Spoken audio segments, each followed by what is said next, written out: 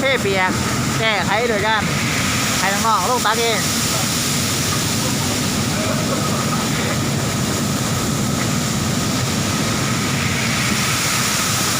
เอากาแฟกับทั้งแบบลำบากไรเป็นเองได้ยูทูบแล้วให้รอแล้ว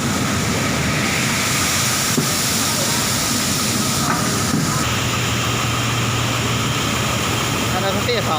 ที่ลำบากไรพอฝนตกไรกาแฟไว้แห้งพอเดี๋ยวท่านพวกนี้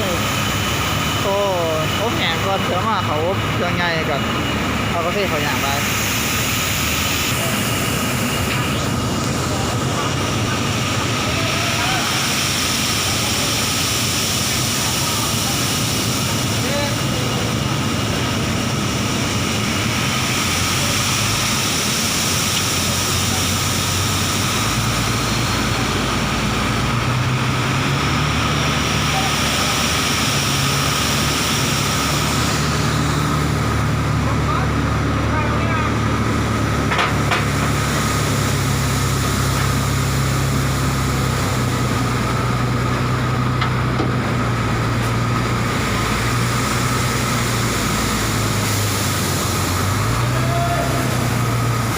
งา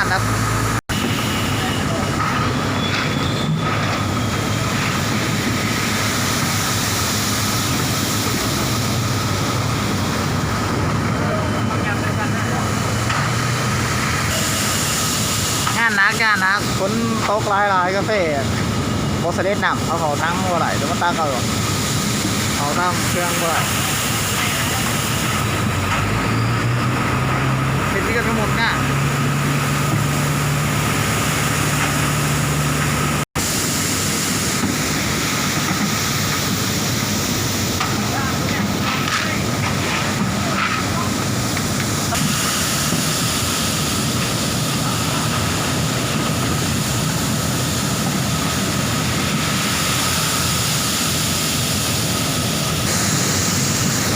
ตักเขาเนาะเขาเป็นเขาทางแบบตัก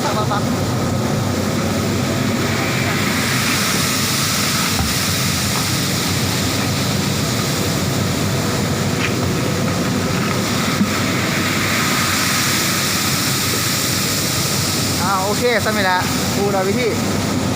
เกิดกรณีแบบนี้พี่หนาวมันไหม